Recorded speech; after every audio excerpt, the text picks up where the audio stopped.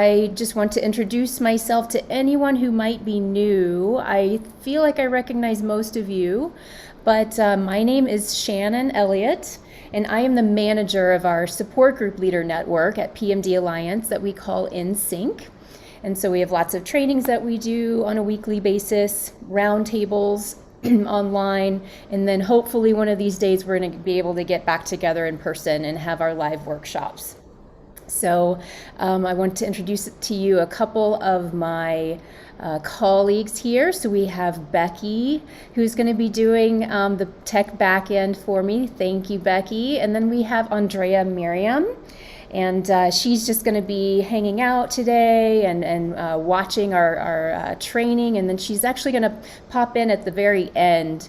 And then I think she has an opportunity that might be available for support group leaders in our network. So she just wanted to get to know you a little bit today as we do our training on Zoom. So as we get started, I would love for us to rename ourselves with our first name and the city in which we live in. So hopefully we're all in gallery view and you're able to see everyone's faces on the screen, kind of like the Brady Bunch. So if that's the case, what you would like to do to rename yourself is to hover your mouse over your own image, and then the ellipsis menu in the right top corner, the three dots, if you click on that, and then a menu will pop up there, and you're going to look for rename, and then you can type in your first name and then the city in which you live. Okay, and that just gives us a little bit of practice on our Zoom functions here, and this is just a really nice way to keep getting to know each other, where we're all coming from, and you might even have a friend nearby who's joining us today. So I'm in Santa Fe, New Mexico. I see that we have Sarah from Las Cruces, New Mexico. She's on the entire other side of the state, but we're still neighbors, I think. We've got Joan from Albuquerque. She doesn't have her picture on yet, but nice to see you, Joan, and everyone else. So as we get started, I'm just going to go ahead and share my PowerPoint with you, and we can go over what we are training on today. So I am going to share my PowerPoint. So hopefully you can see that. Becky, we're all good? Okay, excellent. So thank you for joining us. You might have joined us several times this year. Maybe it's your first time, but we have been doing trainings for support group leaders across the country, especially now that we are all online, and we're trying to get more groups to meet online. We want to be able to train support group leaders on how to use Zoom effectively and answer any questions that we can. And we also, in case you are not familiar, we do offer a pro Zoom account through PMD Alliance in which you can participate for free and offer your support group meetings to your members. So just let me know if you're interested in that service that we provide. So for today's agenda, this is our expanded basic Zoom training. So we had a basic training last month. So I'm just going to continue to build on these skills as we go through the months. So we're going to begin today with looking at the Zoom menu bar function. So at the bottom of your screen on Zoom, you might notice lots of different icons, and you have even more of those icons if you're a host or a co-host of a meeting. So I want to share my screen with you, and you'll be able to see all of those functions that are available to you as a host. We'll talk about how to assign a co-host for perhaps someone who helps you as a support group leader in your group, but because you really want to have that support and backup. So as I mentioned, Becky, she's a co-host for me. She's able to see most of the functions that I can as a host, and she's able to help me out on the technical end of things. You can also transfer host status, which I will go through once we get to that point. And then we'll talk about some specific functions in the host and co-host more menu is what I call it. And it'll make more sense to you when I show it to you on my screen. We'll also go through ways to look and sound better as a group leader so that everyone in your meeting can hear and see you as well as they can. We're going to talk about specific bullet points that you should go through with your group members if they're new to Zoom. So we'll talk about that. And then we'll go through some various meeting ideas. So guest speaker ideas, group discussion topics, things like that, to keep your meetings fresh and moving forward and not becoming stale over time. So these are just little inspiring ideas for your group meetings. And then at the end, we'll have any Q&A that comes up throughout the day. And Andrea will talk to you a little bit about that support group leader opportunity. Okay, so I am going to stop sharing my screen for a moment. And then just to kind of talk you through what I'm doing on the back end, I have the capability to share my Zoom controls as a host with you. And that is a really great new feature that I've been utilizing in the last month or two, which allows me to train you better so that you can see what I'm doing as a host and you can see all of my actions on the back end. So that's really a great thing that we've been able to add to these trainings. Okay, so I am now going to share my desktop with you. So you're going to be able to see everything that I have on my screen, including all of my Zoom functions. Okay, so Becky, can you confirm that you can see my screen? I can see your screen, yes. Okay, and then can you see my my Zoom controls? Yes. Okay, perfect. Wonderful. That's what I wanted. So we're going to start off with looking at all of these icons at the bottom of the Zoom window. Okay, so we're going to start from left and go to right. And we're just going to go through some of these functions. I won't get super in the weeds with them because it can get pretty complicated, but just ones that I feel are important to you as support group leaders. So we're going to start over here on the left-hand side with the mute or the microphone icon. So as you can see, as I speak, the green is moving up and down. It's detecting my sound and my voice. So if I were to click on that, you see the red line.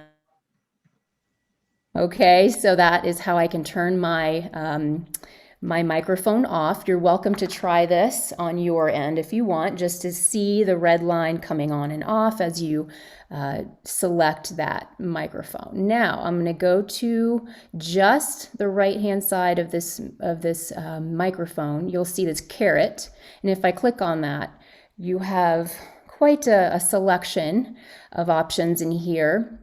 And so starting from the top, select a microphone. I only have on my little laptop here, I only have one option for a microphone. So if you happen to have more than one microphone as an option, they would all show up here and you could potentially move back and forth between the different microphone options. A lot of us just have one. Below that is selecting a speaker. And again, because I just have my laptop, I have the built-in speakers on my computer, and that is how I'm hearing the sound when you speak. Okay, but again, it's something that if you have more options, they might show up here, and you could toggle back and forth between the different options if you needed to have a different speaker. So here, test speaker and microphone, I'd like to address this a little bit later when we come to optimizing our sound. So I'm not going to go into that right now. And that's the same for switch to phone audio. There is this option here at the bottom called audio settings. And so if I were to click on that, this screen pops up, which is kind of like I consider ground control. So this is like where all of the various functions can be found on a more in-depth level. So as you see here on the left-hand side, this is how you navigate through all of these different setting possibilities. General is at the top, video, and then audio. And audio is highlighted because we had clicked on the audio settings option. So that's why audio is highlighted here. Now, here is where it gets kind of in depth, and as you can see, my microphone and input level, this is how my computer is hearing me and showing me visually that it's hearing my voice, okay? So I do have the capability to use this toggle, this slider here, for input volume. And so if I were screaming or singing super loud and I didn't want to hurt your ears, I could run this down to a lower level. Yep. Or the other way, if maybe I'm not very loud with my speaking. And so I would want to run this up as high as possible, and then people could hear me better. Okay. So I choose to have it about at this level. Hopefully it sounds good on your end. People can always let me know, of course. A lot of times people have this selected, this automatically adjust microphone volume. And if that's the case, then you're not able to change it here, okay? And so if you want to have control of that, you unclick that, and then this is slidable back and forth for volume purposes, okay? That also applies to speaker. So if you wanted to have a louder, if you're maybe a little hard of hearing yourself, you can run this higher to the right so that it has a little bit more volume coming through. Okay, let me come down a little bit in this window. And something else I wanted to point out to you is this area down here. So automatically join computer audio when joining a meeting. That's good to have selected there. You don't want to, sometimes you don't want to have to physically do that every time. This just makes it automatic. So it's one less thing you need to do. This press and hold space key to temporarily unmute. So if that is highlighted, if that's clicked on, and if I were muted during a meeting, but I had something to say quickly and I didn't want to have to move my mouse around, I could simply find my space bar on my keyboard, push it down, and it acts like a walkie-talkie. So I push it down, I say something, and it could be heard, and then I release it, and then I go back to mute. All right, so that's a nice thing for people who have trouble maybe with motor and trying to move quickly and navigate very specific tasks. And so those are the things that I wanted to point out in the audio today. So I'm going to go ahead and close that out. Are we all doing okay? Yes. Okay. All right. Moving on to stop video. So this is the next icon, which is a video camera. So you can all see me right now. If I were to click on this, which the red mark goes through, meaning the video is off, and then you can only see my profile picture or perhaps my name. You might see Roger, he just turned his video off. Good, David just turned his off. So you can play with that, and just the more you get used to these things, the better it is during your meeting. So I'll turn that back on. And right next to that, you'll notice, similarly to the microphone, there's a caret menu. So if I click on the caret only, then I have these options here that pop up, and selecting a camera. So similar to the microphone and speaker situation, depending on how many cameras you have available to you, I only have one, then there would be a list of various options for your microphone, or I'm sorry, for your camera. So it's pretty simple for me. I just have the one.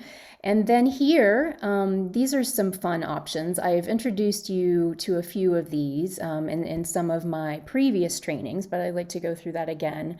And I think they're kind of a fun option for us. So if I were to choose a virtual background, so I click on that, And then again, this ground control menu pops up.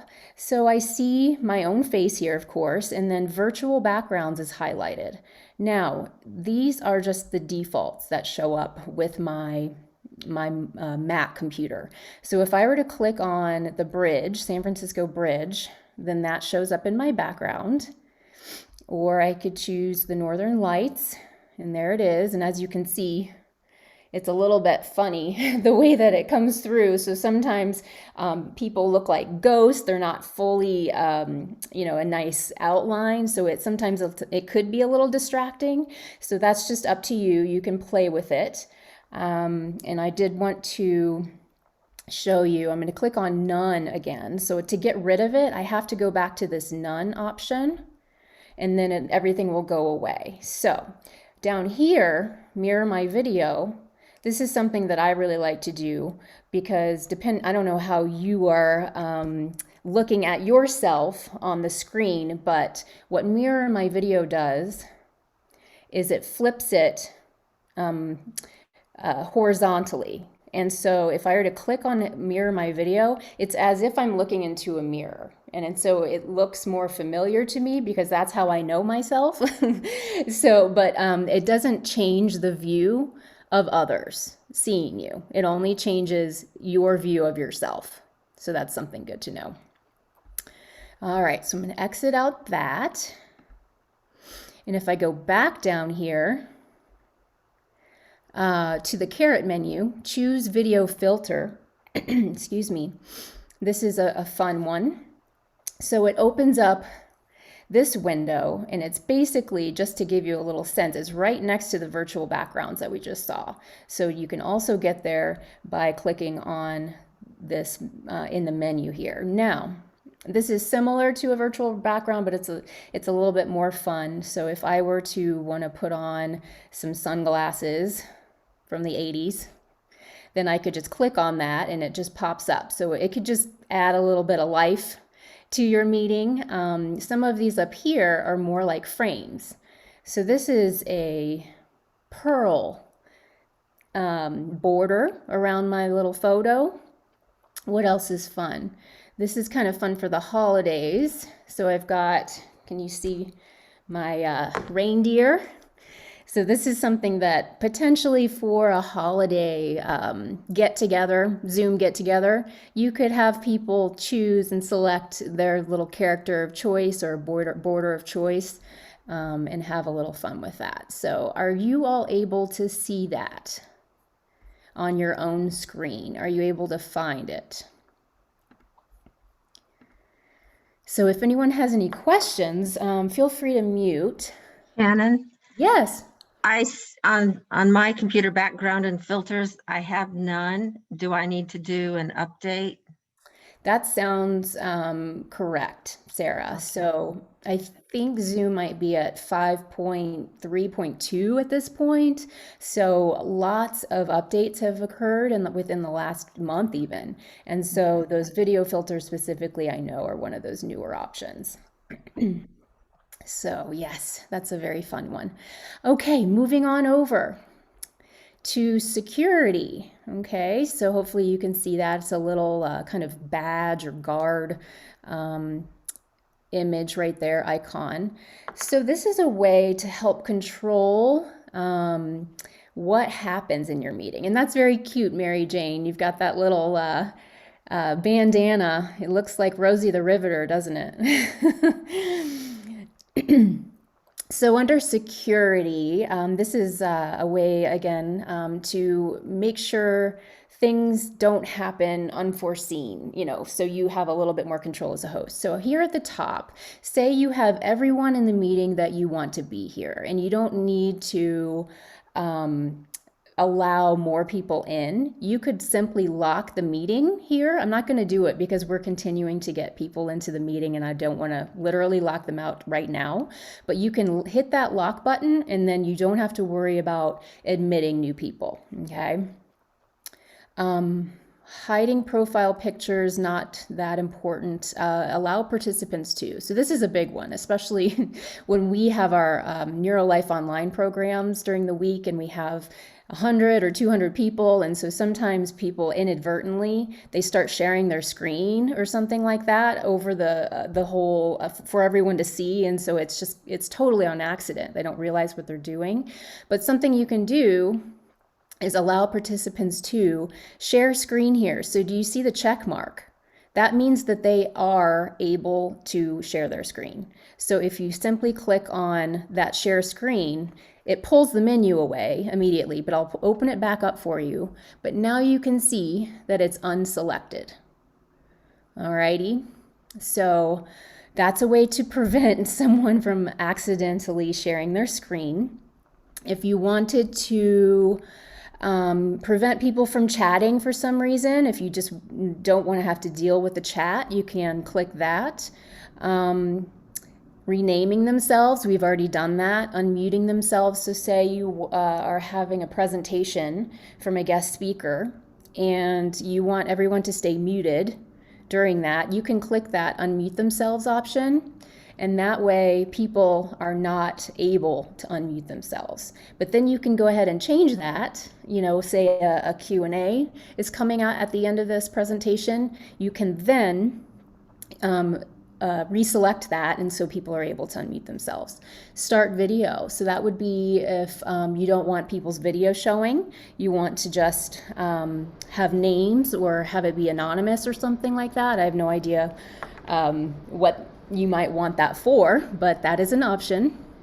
Annotate, not important right now. Remove a participant. So that's an important one. So let's see what happens if I click that.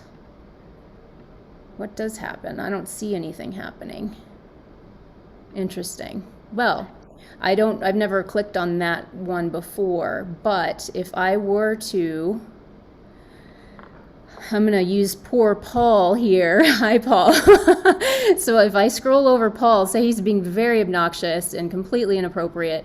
So I'm going to scroll over his face and to his ellipsis menu. And then the pop-up comes up, so remove, I would click on that. There would be one additional window to say, are you sure you want to remove this person? You would say yes, and boom, they'd be gone. All right, so that's how you remove someone. I actually don't know why this remove participant isn't working for me. This red button, suspend participant activities, this is kind of a shutdown situation where you don't want people seen, you don't want people heard, and they can't share their screen. It's not kicking everyone out per se, but it's sort of like if you need to take control for some reason, or maybe there's a Zoom bomber and you're trying to figure it out, you could click this suspend participant activities. This shows up. It says everyone's video and audio will be turned off. Screen sharing will stop. Chat is disabled and the meeting is locked. Okay, so that's probably when something wrong happens and you just want to, and very quickly, you know where to go. So I'm going to cancel that. Okay. How are we doing? I see a few of these chat messages here, so maybe we'll keep them to the end unless there's something that's very vital to address as we go through. So please unmute yourself if necessary. I think the question about how to update your Zoom version is an important one. Absolutely. So updating Zoom, let me see, did I put that in the description for this? I'm trying to think. I had a whole week off last week of vacation, so I'm trying to remember when I did this. But what I can do at the end is share a link with you, and it's basically a link that will take you to the zoom.us website, and then it's like a tutorial on a few ways that you can update your Zoom, all right? And it's just easier to kind of read it than it is for me to explain. Great. And one way to check what Zoom version you have, Shannon, if you have your screen up, see the zoom.us up in the corner. If you click on that and then go to About Zoom, at the very first one, it'll say what version. Oh. I think I should just not pipe in. I think it ended up Kicked her out. kicking her off. But that would be the way, if you go to About Zoom, it will tell you what version you have. Um, and oh, I noticed I'm still in my little living room filter. Okay, I think Shannon's back now.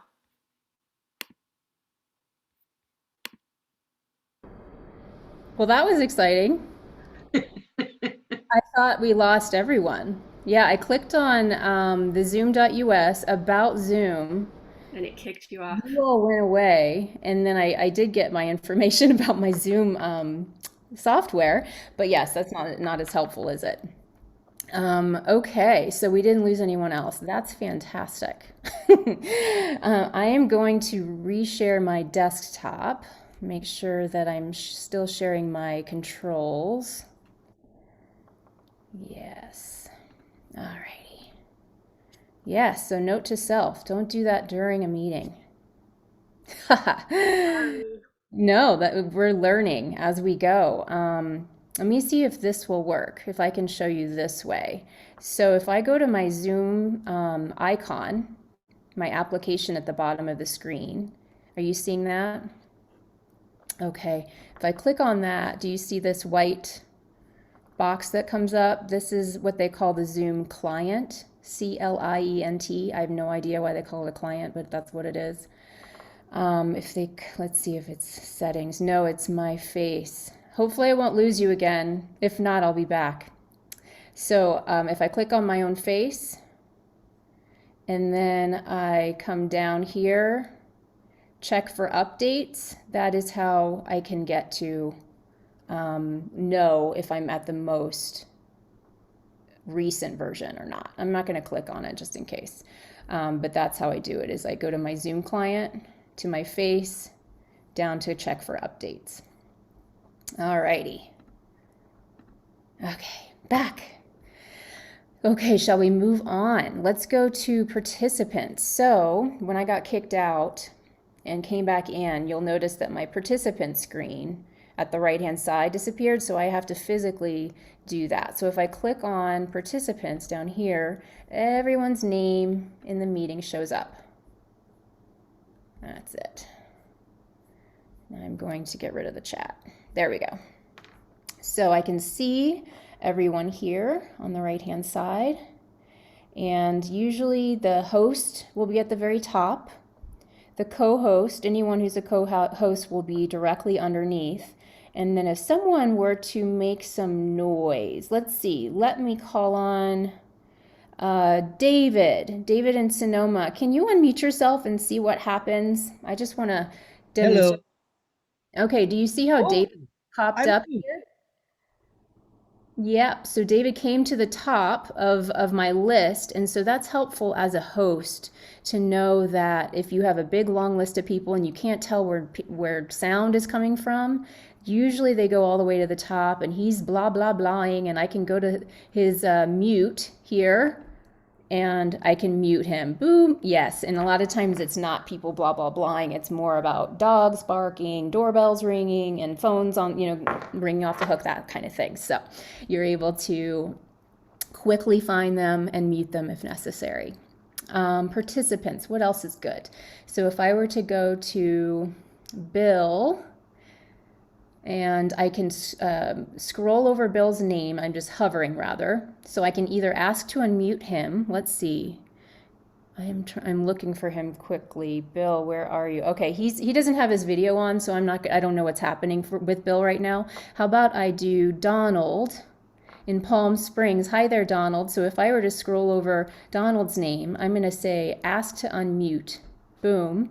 He will then see a box on his window that says host wants you to unmute your microphone. He can click on that, which is that what you did, Donald? Okay. It works. Good. Okay. I'm unmuted. I forgot. Say that again. I'm unmuted. I forgot. I'm shaking my head. I know, we get so used to that, don't we? Being silenced. But thank you for demonstrating that, Donald, and you're welcome to mute yourself whenever you'd like. So that's just something for us to know, is that we can ask people to unmute themselves. And for those of those in our groups who have a little bit harder time navigating and finding that mute and unmute button, if you ask them to unmute and that window pops up right in the middle of their screen, it's much more likely that they're going to be able to see that quickly and then respond to it, as opposed to navigating and looking and you're trying to explain it. So that's just a quick and easy way to get them to unmute. What else? If I were to scroll over Freddie's name, hi Freddie, I see her more menu over there. So I could choose to chat with her directly. If I were to click chat, at the bottom, do you see my chat box opened up first of all? And then here, Freddie's name, a direct message to her, a private message. So I could write her a message and send that to her directly and privately. All right, so that's something I can do from the participant menu. What else can I do? Carol, if I were to go to her and I said more, I could, where are you, Carol? There you are. If I wanted to stop her video, if something was going on in her background that I was like, Carol should maybe not be on video right now, or she was having a coughing fit, or, you know, who knows what might be going on. So if I wanted to stop her video, I could click on that and then boom, she's gone. Okay, so she's not gone completely. It's just her image is gone. So Carol, I'm gonna ask you to start your video. So did you see that, everyone? Carol is here. I went to her ellipsis menu and I can ask her to start video. Again, she'll get one of those boxes up on her screen and then she can respond to it directly and click on that. So Carol, how did that go for you? You can unmute yourself. Didn't hurt a bit. Didn't hurt a bit. Great. Safe out on the other side. Amazing. Okay, good. Let's look at other things that I can do in this menu in participants here. So if I wanted to, let me see, Annette, where are you? Annette, there you are. Hi, Annette. So I am going to spotlight your video, which means you are going to be shown large on everyone's screen because I'm choosing as the host. You are the speaker in the spotlight right now. So if I'm in a spotlight, there she is. Yes. Ah, yes. Okay, good. And so another way that I can see that she's spotlighted, she has this little thumbtack push pin here next to her name. So she's pinned, she's spotlighted for everyone. If I said, okay, thank you for your contribution, Annette, great. I'm going to go up to the left-hand corner here. There's the choice to remove spotlight. Boom. Okay, so once someone goes into Spotlight and we are now in a default speaker view, I don't know how it is on your screen. On my screen, I still see Annette. You might be seeing me, but what we need to do is go back to gallery. Okay, so I'm going to go back up to my right-hand top corner to my view, and I want to go back to gallery so that I can see everyone again. So that just know that if you ever spotlight anyone or spotlight yourself, then you need to instruct folks to go back to gallery view in order to see everyone's faces again. Okay. Let's see, who else? Judy. If I were to scroll on Judy's name more, I could rename her here. So say someone's having trouble renaming themselves. Judy, is it Sun City? Sun City. Rename, boom. Or say someone has one of those very generic, like iPad or iPhone, blah, blah, blah, and you don't know who they are, but you want to be able to remember their names and you want other people to remember their names, that's a good time for you to rename people. All right. Let's see. What else can I look at here? I'm going to go ahead and, so Kathy, where are you? There you are. So if I scroll over Kathy's name, go to the More menu, and if I were to want to make Kathy a co-host, this is where I would do that. So I would say make co-host, and this second window pops up. It's like a confirmation, do I want to make her a co-host? And so I would click on that, boom. And so she on her screen is going to see, that she's now a co-host. If I scroll to the top of my participants list, guess who shows up here in this co-host list? So now Kathy would have a lot of the same host functions and capabilities that I and Becky do. Okay. If I were to, I'm going to use Becky for this. So she's my co-host. Say I need to leave the meeting for a moment. I need to go take care of something and get offline. I could hover over Becky. I can scroll to more, and then down here, I could make her a host. So I'm going to change the host from me to Becky, and then she'll be able to do it back. So if I were to scroll up to top of my participant list, I am at the top here. I now have no hosting capabilities. Do you see that? It's just me. Now Becky is the real host, and then Kathy is still co-host. So Becky, are you able as host to switch it back where I'm host again? Great. And so I am now host. Do you see how that happened? Becky has no capabilities, so I'm going to go back to her more menu and make her a co-host. Boom. There she is. Okay? Does that make sense on how you can get help in your meetings? You can have as many co-hosts as you want, which is great. If you need that much help. You don't want everyone in the meeting to have all of your capabilities though, so you just need to use it wisely. But it's super easy to transfer hosting and co-hosting from one person to another. Okay, where are we?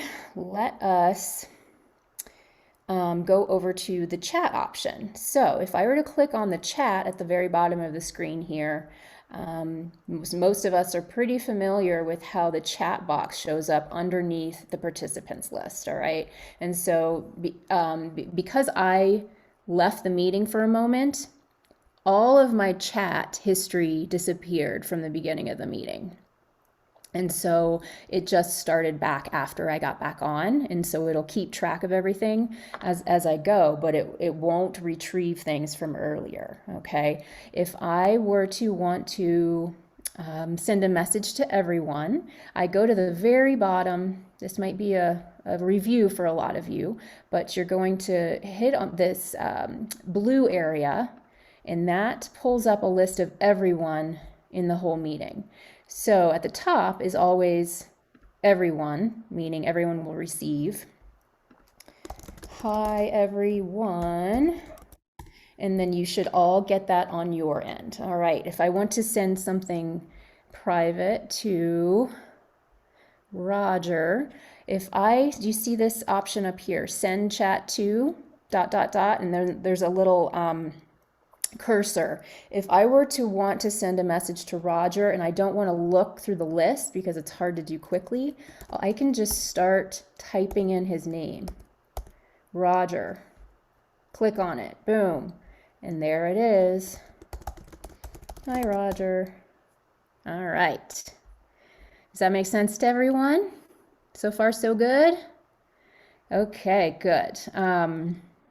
Let's see here. If I were to go over here to the right-hand side of my chat box, there's an ellipsis that if I click on it, there is the capability to save your chat on your computer. So I could go to Save Chat, click on it, and it basically saves it as like a text file.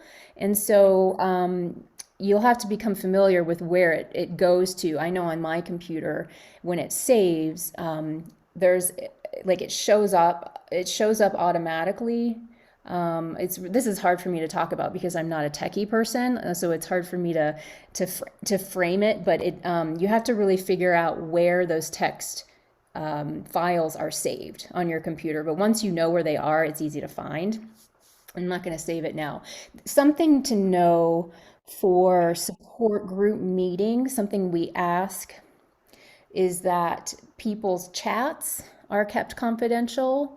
And so this is not really something we like to have our support group leaders use. You can highlight certain things. You just have to do things with care. Okay, we want our support group meetings to be confidential. So we don't want to have people's names and like private information that could be shared inadvertently, something like that. So we just have to be very careful with the way that we might use this.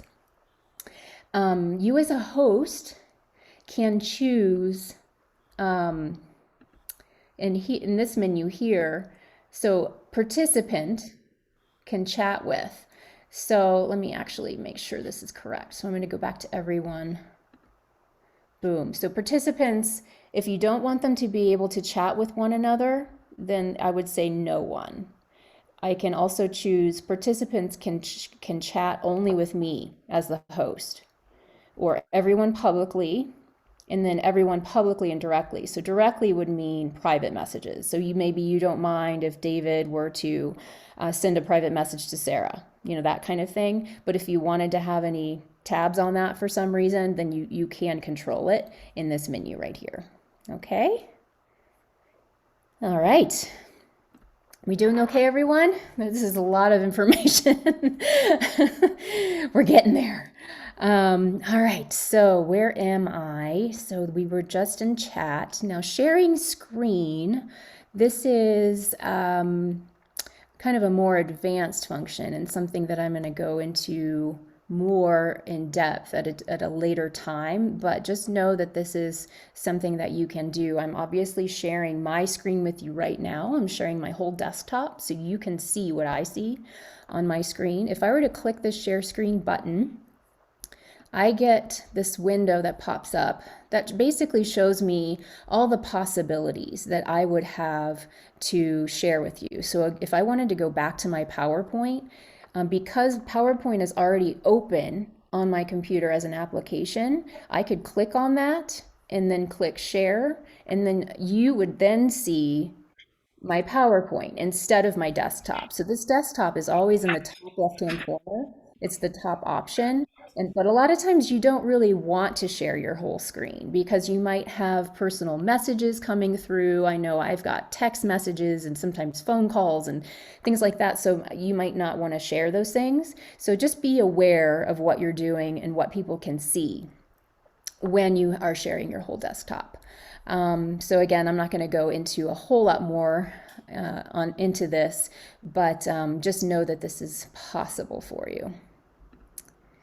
Okay, now next on my menu down here is polling, and I've addressed this a little bit, I think, in a recent roundtable that we've had with our support group leaders, and that polls are really fun ways to engage your groups to get quick information.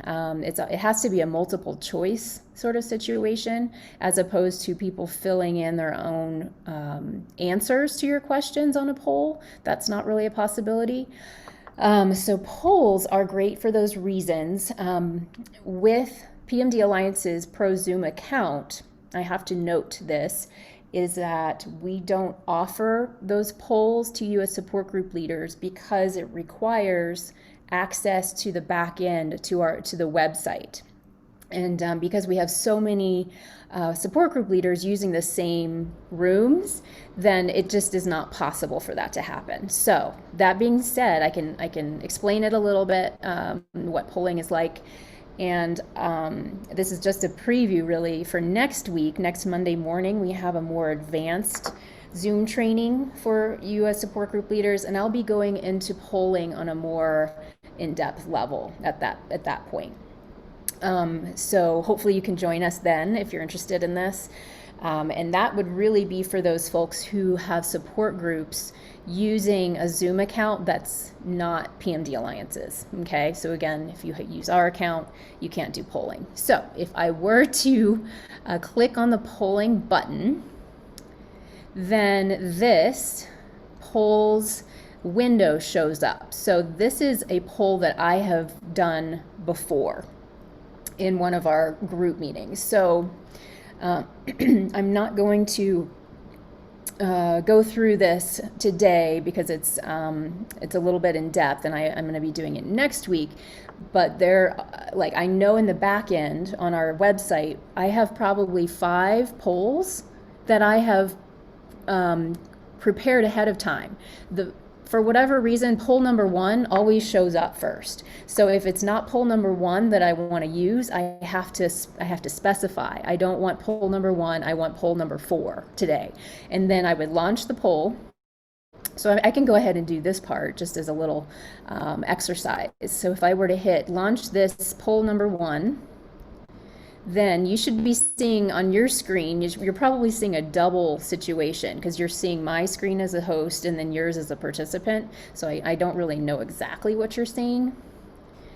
But if you were to answer questions, so go ahead and do that for me if you can, and let's see what happens. So if you just start to answer these questions, and then you can see from my end as a host, I'll move this to the side. Maybe you can see both windows simultaneously. And so I can see here 2 of 19 people have voted. They're now viewing questions. There's a timer here at the top.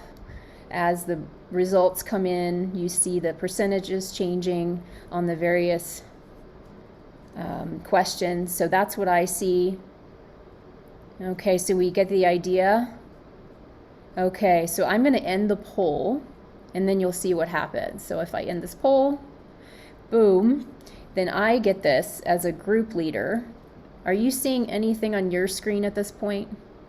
You do? Okay, interesting. So I think I've shared my results with you. Yes. And then if I want to stop sharing those results, boom. And then this is basically like going back to, okay, do you want to do another poll? I don't want to, so I'm going to exit out by going to the top left corner and getting rid of it and moving on. So that's just a brief overview of polling. Let's see. Yes, so building a poll in advance is pretty much the best way to go about it. If you're really good about doing things on the spot, but if you're leading a meeting and then having to like create a poll all at the same time, that's a lot. That's a lot to worry about. So doing it ahead of time, and you have to do that in the back end. You have to go to the website and create your questions, create your answers, blah, blah, blah. So I'll go through all of that next week. When you play your games, is that built on a poll? So Mary Jane, why don't you unmute yourself for me and then let me know what you mean by games. Well, I've attended several of your Game On, your meetings, and they are so much fun. I've got a meeting coming up in December, and I really wanted to do something more interactive with the group because normally I do a webinar and we don't get to see the folks. But for December, we're going to see everybody, kind of like what we're doing now. I wanted to play games, just keep it more fun. So is that a poll or is that a different thing? It's totally different. And that's actually one of the things that I'm going to talk about at the end of the meeting. So perfect timing. Excellent. That's a great question, Mary Jane. And Becky, she's the one who runs our Game On. You want to talk a little bit about it, Becky? Yeah, so it's not a poll, Mary Jane. It's actually a software. I think it's called Trivia Maker that's used to do the games. So it's a different program. Like a different program, and then you would basically be sharing your screen, sharing the and you build in your own questions to it. And I think there's a lot more things you can do with it, but I don't play in it often to know exactly all the things it does. But yeah, it's a different software. All right, thank you. And I'll stay on at the end to hear more about what Andrea is going to be sharing. Excellent. Okay, thank you. Thanks, Mary Jane. Really good topic, and I think it's good to know that you're interested in games online. So wonderful. Okay, we were at polling. Now, recording of your meetings. So again, it's similar to saving the chat. We ask that you don't record your support group meetings because again, it's supposed to be private, confidential, and so we don't want to have that recorded. We do record these trainings so that people can refer to them after the fact. So you would be able to see that's happening because of the recording symbol up here. And you can see it's recording to what we call the cloud. So it's going out to a server somewhere, it's being recorded there, and then we can, after the fact, download that. We can edit it if necessary, things like that. So that happens here in this recording capability. So if I were to pause the recording, if I needed to say something private and then start it back up, or if I wanted to stop it completely and hit the end button on the recording, I could do that here. Okay, breakout rooms. So breakout rooms we've spoken about previously, and I'm going to address it again next week because Zoom just went through a recent update that changed the way that breakout rooms work. So I'm going to click on breakout rooms here at the bottom just so you can see the first window. So there are 3 ways that Zoom allows you as a host to create breakout rooms. So again, this is the small groups and you're going into different spaces. So you can have them assigned automatically by Zoom, so it's random. I can assign them manually based on whatever criteria, if it's a topic that certain people want to discuss, or if I want to separate people with Parkinson's and care partners, that kind of thing. So I can do that manually. Or, this is the fun one that's brand new, is letting participants choose for themselves. And we tried that 2 weeks ago, and it worked pretty well. One thing to know is that you have to have the updated Zoom software in order to be able to do that. So hopefully by next week, if you keep attending these trainings, go ahead and update your Zoom, and you'll be able to start to see some of these options. Okay, so I'm going to let that one go since I'm addressing that next week. And then finally here at the bottom, the very right-hand side is my reactions menu here. So this is a fun way to have your group members engage in a different way. So you can either say, give me a thumbs up, and they can literally with their own thumb right next to their face say, yes, I feel good about that, or no, I don't understand, or somewhere in the middle, maybe. Or you could say, go ahead and use your reactions and let me know how you feel about that. It's, of course, there aren't very many options. What are there? 6. But this is a way for people to react to something they're listening to as well, if they are enjoying something, or so they could clap, or if something's funny, they could put the laughing symbol. So that's just another fun little tool that we have. Okay, so let me check my notes and make sure I'm continuing to stay somewhat on track here. All right. Is there anything else I can answer specifically about these bottom functions before I move on to talking about optimizing our appearance and our sound on Zoom? Okay, excellent. So I am going to, I think I want to keep, I want you to be able to see my Zoom controls, and I'm also going to share my PowerPoint. And so this is going to be a little bit of a lot happening at the same time, but I am going to attempt that. So I'm sharing my screen, so I'm going from desktop to PowerPoint, and let's see what happens.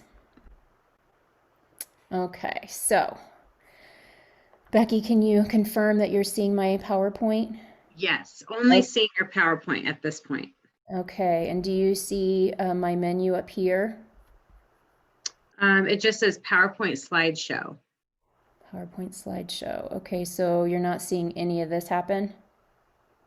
No, I just see Okay. your little arrow moving. Got it. Okay, thank you. That helps me. That helps me know what you're able to see and not. So, You're welcome. okay. So let's move to ways that we can optimize your Zoom space. So how is it that you're appearing on your screen to everyone on a meeting? Keep doing that. So first thing, be front lit, not backlit. So what does that mean? Here's an example. This is someone who was on a call a week or two ago, and they are sitting in front of a window of some sort, and their face is completely dark. And so that is being backlit from behind, and it's really impossible to see facial expressions, to see what's happening. It's really, as you probably have experienced yourselves, it's really hard to connect with someone if you can't see them. And it's harder to connect with people who don't have their video showing as well.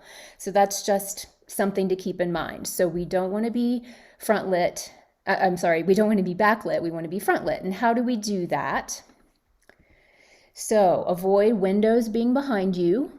You can use a desktop ring light, which is something that you can buy online.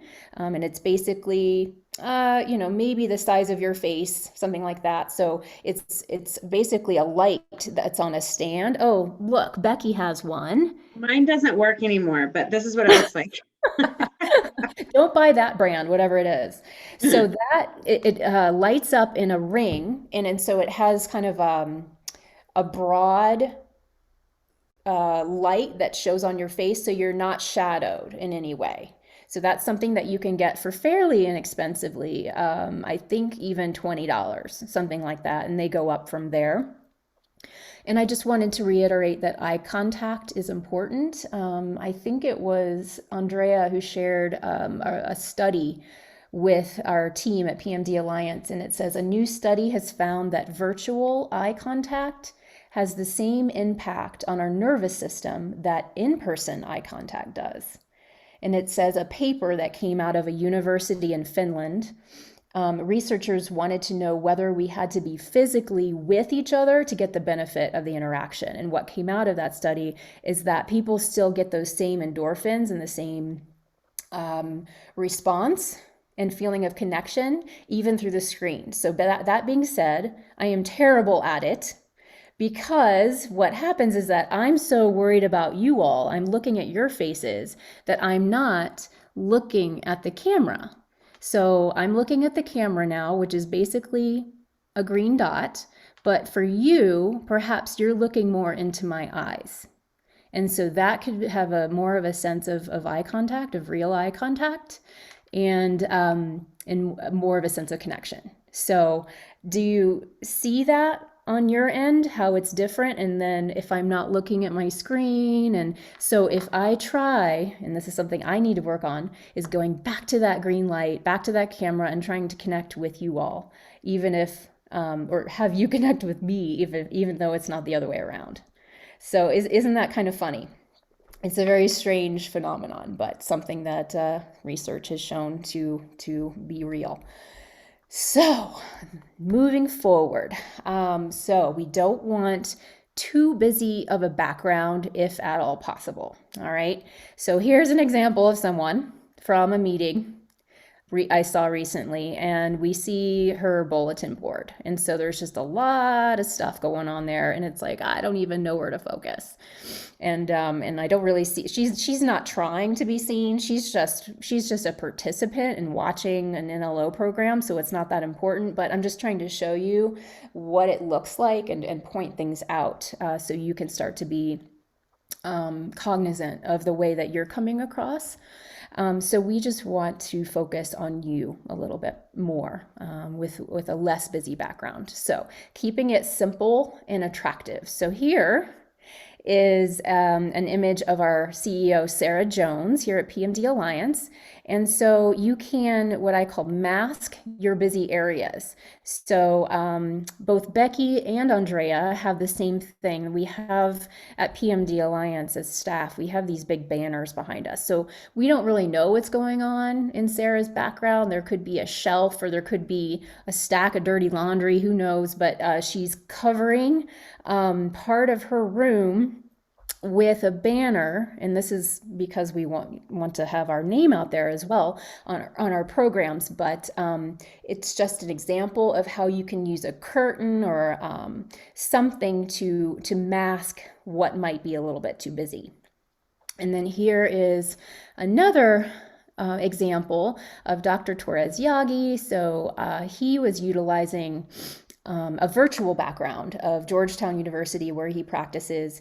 And so we don't have any idea what's going on in his office, but it's just a nice, easy thing, and it's not distracting at all.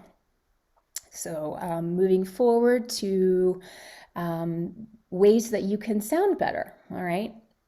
So this is where I might need to show you my PowerPoint and then go back to sharing my desktop so that you can see my Zoom controls. So let's go through these first. So testing your microphone. Sometimes people have issues when they sign into a Zoom meeting, and sometimes it's a little tricky to figure out if you're not there with them and you can't see their computer screen, you don't know what's going on. But a lot of times when people join Zoom meetings, especially for the first time, they sometimes do not allow audio to use, or they don't allow Zoom to access their microphone. So usually there's like a permissions box that says allow, Zoom to connect to microphone. If they say no, and then there's not going to be any way that you can hear them. So they're going to have to fix it. They're going to have to fix their settings on the back end in order to make that work. But there is a way, and I can show you how to test your microphone. It's always a good idea prior to a meeting to practice with a friend. So get on Zoom with a friend or two and see if they can hear you, if you can hear them. And then the second thing here, choice of microphones on your device. So as I mentioned before, you might have more than one option of microphone, so you can select at that point. So it just depends on your system. So using Sarah's image again, you can see just barely that she's got her headphones on, and I wanted to demonstrate for you what this might sound like. So I'm just going to show you the difference. So I have a similar set of headphones here. And so if I were to put my headphones in, the mic is right here, quite close to my mouth, and I'm going to connect this way, and then I'd like you to see this difference in sound. Okay, so are you hearing me, or do I need to change? Okay, you are hearing me. We It's hear on. you good. Mhm. Okay, so is it any clearer or louder than it was? No, pretty good. Okay, so that's actually good for me because I don't really enjoy having these in my ears if I don't have to have them. But say my partner was here in the house with me, and he was doing stuff in the room, and I didn't want that ambient noise to be coming through my speaker or my microphone as loudly, that I could use this and have the microphone close to my mouth, and it would be a much more clean sound. Okay, so I just wanted to share with you that is a possibility. I'm going to disconnect these, and hopefully you can hear me again on the regular microphone. Can you hear me? Yes, okay, great. So considering headphones, so reducing your background noise, and then again, the mic is closer to your mouth. You can get really fancy and get a desktop microphone as well and order that through Amazon or whatever online, and much higher quality. So you just have to play with it. You also have the option to switch to phone audio, and this is really when the sound is super bad, it keeps cutting in and out. Maybe your internet, your bandwidth is dried up because of whatever's going on in your household, or just in general with the internet one day it might be slow. So this is an excellent option for retaining really good sound quality. And what happens with this function, and that's good to know, is that the phone audio with your cell phone merges to your computer video image. So it's one thing, which is kind of miraculous in my mind. So I love that as a fix when people are having real trouble connecting via their internet audio. Okay, so with that, I think I want to... Yes, I'm going to stop sharing and share my desktop with you. Okay. So down here where the mute microphone icon is, again, go to my caret menu. Now, if I want to test my speaker, if I want to see if my speaker is working properly, if my microphone is working properly, I'm going to click. You hear that ringtone? Don't hear that. Okay, so I would have to probably...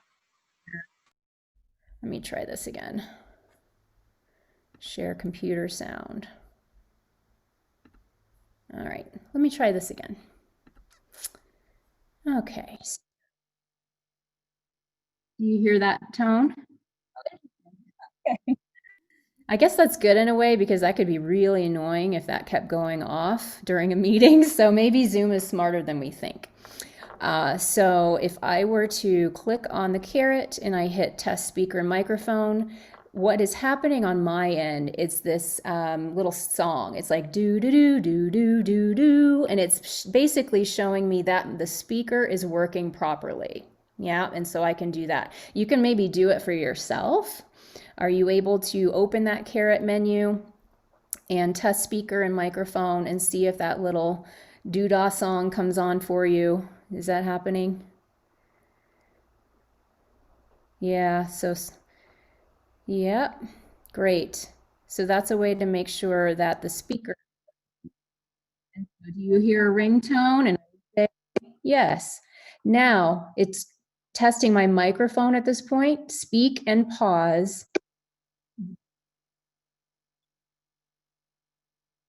Okay, you probably can't hear that either. So basically what happens is when I click to the microphone test, it starts recording me for about 3 or 4 seconds, and then it spits it back out. And so I can tell that the microphone is hearing me, and then I'm getting that feedback loop. So that's just a little fun thing to know. If people are having issues, they can go to that test option right here. Now, switching to phone audio. This is the fix when you have really bad sound with someone. So if I hit switch to audio, phone audio, then this box comes up, okay? So what I would do is, and I'm gonna go ahead and take a moment to do this. So I'm using my cell phone here, and what I'm gonna do is I'm gonna dial this number right here. So I dial 312-626-6799. And now I'm going to call. And so basically I'm calling into Zoom. It's asking me for the meeting ID followed by pound 868-297-555 pound.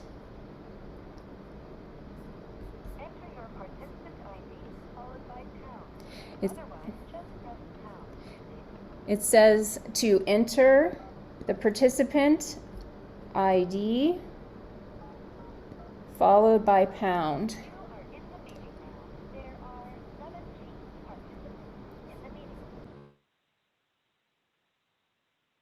Okay. Can you hear me? Are you hearing me from my phone? I think so too. Because did the quality of the audio change? Yes, it's And do you faint. see that I don't have a separate like Shannon's phone here, so it's not a separate attendee or participant. It actually, because I entered the participant ID, it connected to this because it detects that my video is the same participant ID. All right, so let me see if I can go down here. You see now how it's a phone? It's a phone image instead of a microphone. Let's see. I don't know if I'm gonna be able to get back. Interesting.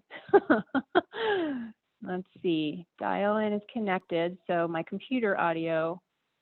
You can just hang up your cell phone and it'll reconnect you to the computer automatically. Thank you, Becky. I'll try it. All right. You're Cross welcome. your fingers, everyone. Now unmute yourself on your computer. It automatically always does that. Yay. It's because Becky's done so many NLO programs and has had to deal with this with her speakers. So thank you, Becky. You're welcome. So it's possible to get back, which is great. But just know that that is a possibility in the worst case scenario. Okay. Where am I? I think I want to share my PowerPoint again. Okay. So helping your group members, this is something that is important for those of you who are starting new groups and people who aren't familiar with Zoom controls. And it's just really important to give them the opportunity to practice. And so I'm going to actually demonstrate that right now. So you need to guide your members on basic functions of Zoom at the beginning of your meeting. So I'm going to ask you to participate in this. So if someone would be a willing participant and unmute yourself and tell everyone how you would describe sharing a gallery view versus the speaker view. How would you instruct your people to do that? And then if you could help me, Becky, does anyone want to give it a go? Are we shy today? Yes. Okay, well,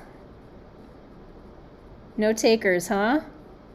Okay, so what I would say is that you need to hover your mouse over your Zoom window.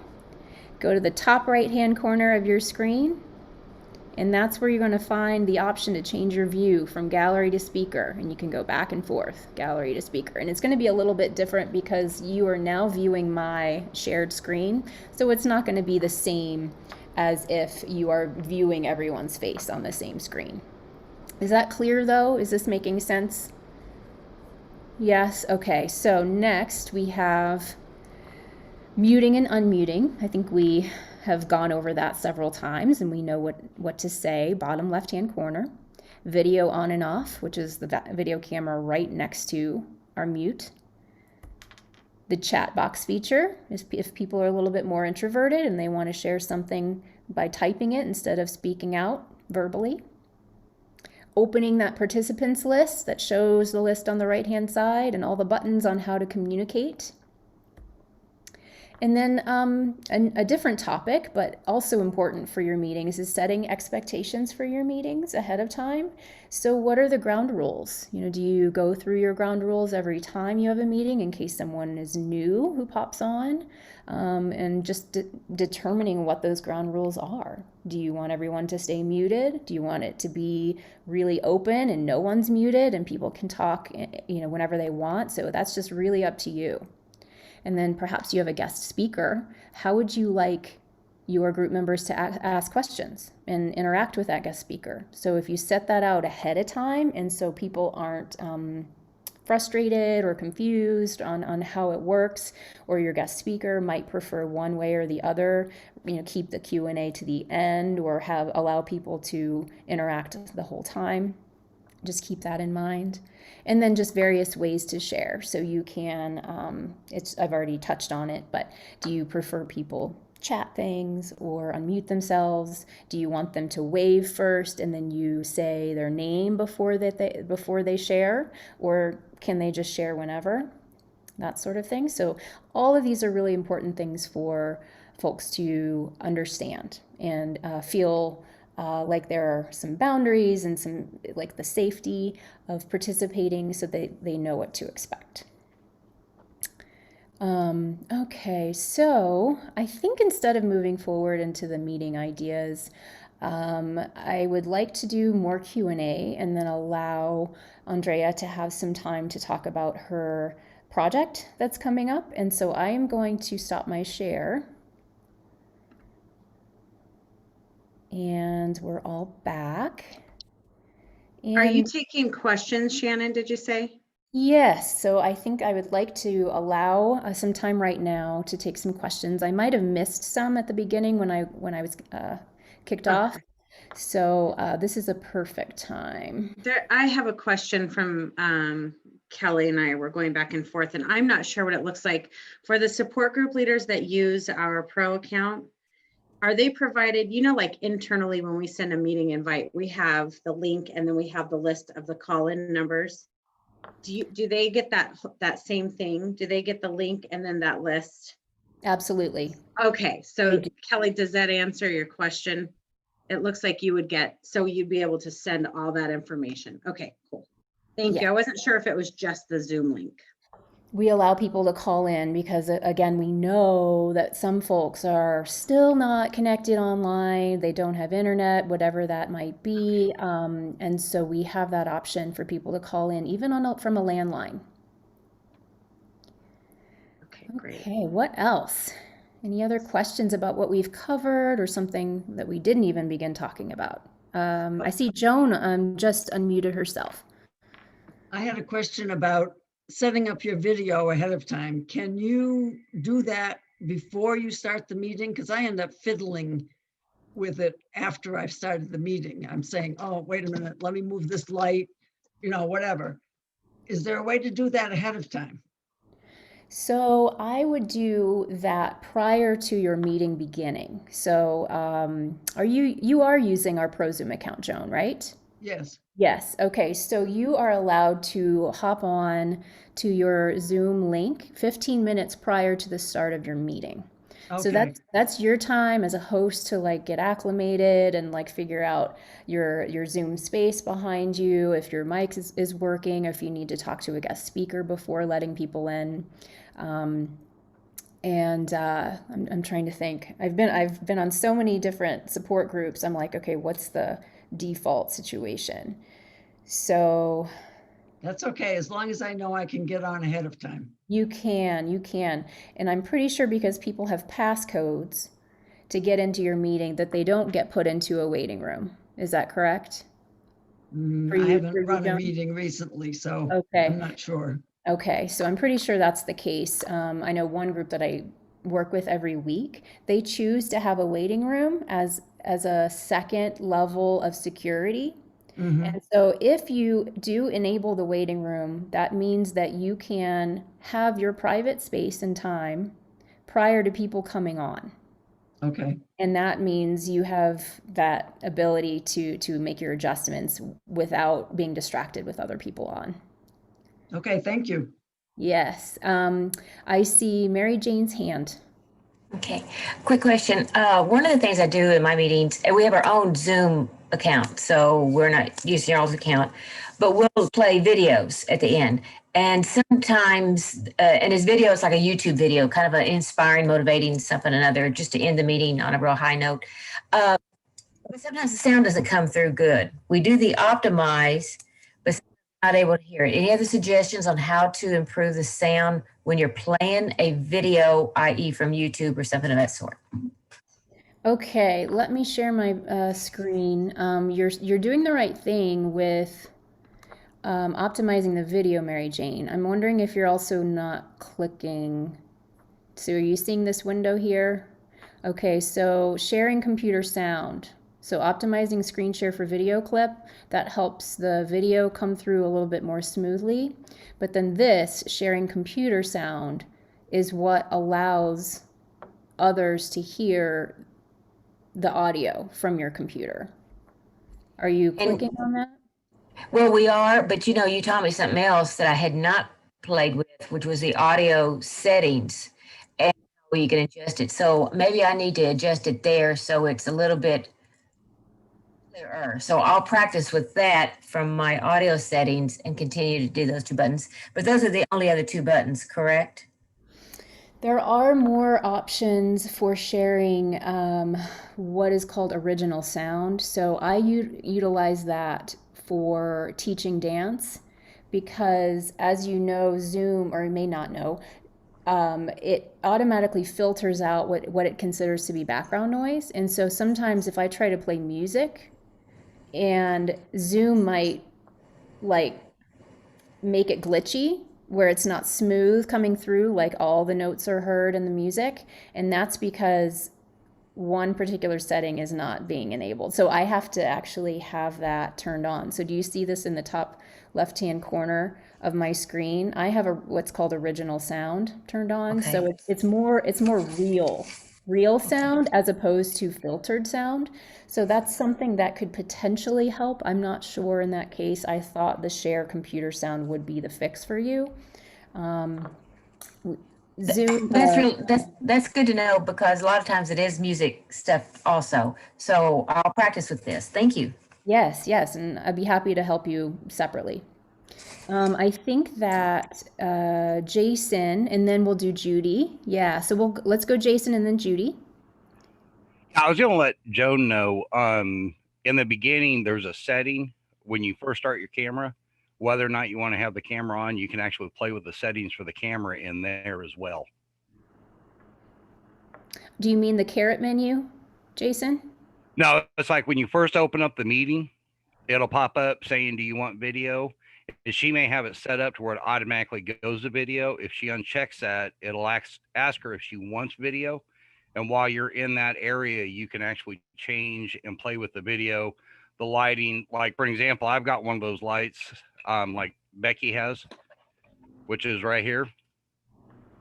That's the ring light. And you can sit there and kind of, whether or not you want to turn it on, off, depending on the lighting of the day, that kind of thing. I think I know what you mean, Jason. So I think if you go to the client, so if you can see my mouse, I'm going down to my icon and I go to my client. I go to settings. You see this gear thing here? That is going to pop up my ground control. If I go to video, I can play with my video look here before even getting into the meeting. Is that what you mean, Jason? Correct. That's exactly the one I was talking about. Great. Thank you for that. Good point. Judy.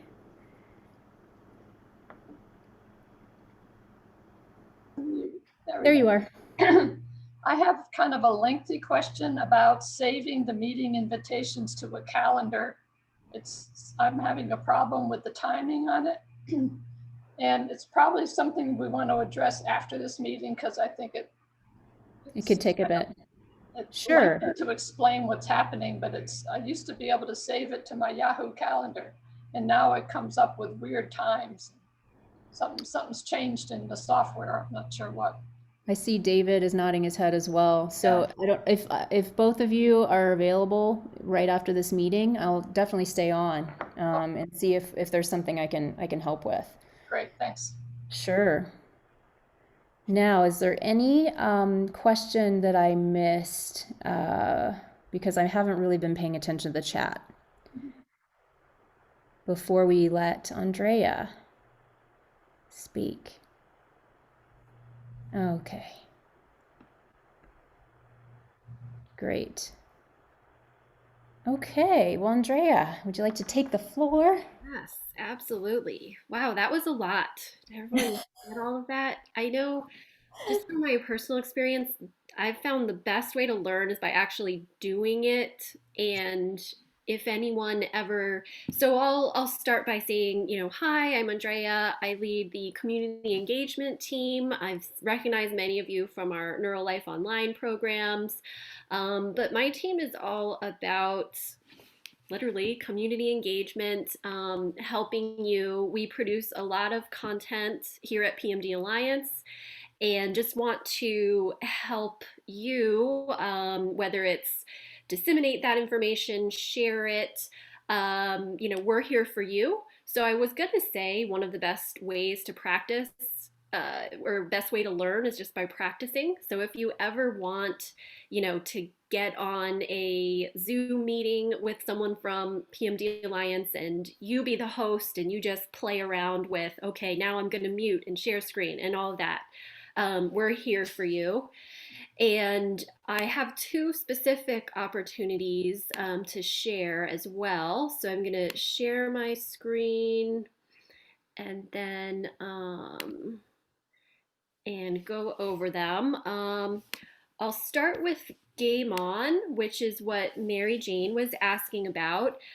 So some of you might have joined our trivia game show. And in addition to sharing our pro Zoom account, we want to offer all of you as support group leaders the ability to share this trivia software as well. It is a little bit harder to, well, it's not harder to learn, but since not everyone's going to want to take us up on this, rather than doing group trainings like Shannon's doing here, if anyone's interested, reach out to me and we'll kind of do one-on-one training to show you how it works, and you can figure out, which of these, game show styles you want to use, and help walk you through how to input the questions and the answers and all of that. Because we did hear the feedback that as support group leaders, that you are, just like you said, Mary Jane, that, just wanted something else to offer, something more fun. And we've had great success using this. It is kind of educational, kind of social, but it's a different twist on it. So yes, we're always willing and looking for ways where we can help you. So I wanted to share that. And then I also wanted to let you know about a pilot program we're recruiting for. So one of our annual sponsors, Synovian, they are a pharmaceutical company and they manufacture Kenobi, the new under the tongue strip. They're partnering with us for a Train the Trainer program. So we're looking for support group leaders who want to be involved. And this is a lot of words on this slide. I should take Shannon's class because she teaches us to put less words on the slides. But basically the pilot has 3 components. First, a meet and greet to kind of, get to know all the players. Our CEO, Sarah Jones, is going to be leading it from PMD Alliance, and then someone from Synovian. They're new to the market, so they kind of want to know, what's specific to your group, both locally during COVID and in general. And then we're actually going to do a Train the Trainer where, they teach you how to use some tools, and then also have a focus group component. Just a way, one of the things that we're passionate about at PMD Alliance is that education goes both ways. And these pharmaceutical companies, they produce education and, bring in doctors and speakers. But if we never tell them what we actually want to hear and what we want to learn about when it comes to off time or a medication, then it's just really kind of prescriptive and not the most helpful. So we love to have that education be a two-way street, and they do, in this time of COVID, they can't, drive around and drop in on support groups and take you out to Starbucks.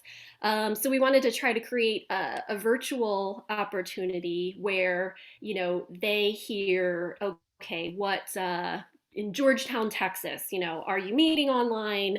How many people do you have? Is it young onset? Are there local MDSs or people going to telemed? Whatever it may be, and kind of learn about both nationally, what the Parkinson's community knows, doesn't know, wants to know, and then also locally. So, so basically, if you would be interested in either of those, to be a part of the Train the Trainer program or to use our Game On software, I will put my information in the chat. And let me get out of the screen share. Can you help me stop sharing my screen, Shannon? Oh, there we go. Okay. I will put my information in the chat, or you have Shannon's. We're a small team at PMD Alliance, so however you want to get back in touch with me, we would love to work with you, on some more in-depth programs and opportunities. Great, thank you, Andrea. Okay, everyone. Well, that has been quite a full hour and a half. Congrats for sticking with it. I think we're going to stay on just for a few more moments with Judy if anyone else is interested to hear how we might troubleshoot the issue she's having with saving meeting invitations, I believe, in her calendar. So we'll see what that can look like. Otherwise, if you're gonna sign off now, it was great to have you, and have a wonderful week. Thank you so much for coming, and see you next Monday, hopefully, for some You was more. going to share the link for the update. I was trying to do that as Andrea was. I'm gonna get that right now, Kelly, just so that we can finish up close that loop. Here we go. Okay. Here it is. In the chat. So if you click on that link, it should open a web browser window for you, and you can look at the instructions on how to update. Okay, thanks for the reminder, Kelly. And then Myra, I see let me help you unmute. Can we just click on that and then hold it and put it on our computer? Your web browser? So I know for me on a Mac, I can hover over there, and then it actually opens up a window in my browser automatically. Okay. If that doesn't happen, go ahead and copy and paste. Okay. Into your web browser. Gotcha. All right. Have a good day, everybody. Bye, Myra. Thank you. Thanks. Okay. I'm going to stop recording.